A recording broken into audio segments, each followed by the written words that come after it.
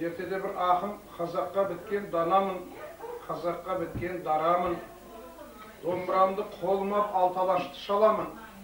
Құдай ол қыз бермеді, мен Аллаға наламын, жылап келіп өмірге жылап кетіп барамын деген. Не деген қайғы. Құдай соншама өнер беріп, ол қыз бермеген. Ол қыз деген не?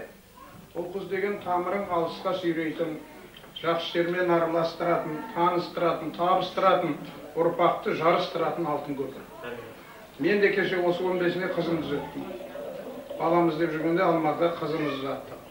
Сол сияқты адам ер жігіт елін тауып, қыз бала теңін тауып атса қуаны көріп. Ал ол қыз бала отырып қалса қайтесіздер? Ол қайғы сол кезде қайғы болды. Қыз бала ертеме кешпе кету керек, ол қонақ. Сол сияқты қыздарыңыз біздің ауылға келіп қалған екен. Міне осы құда-құдағиларыңыздың үйі. Құда-құдағиға сәлем айтыңыздар.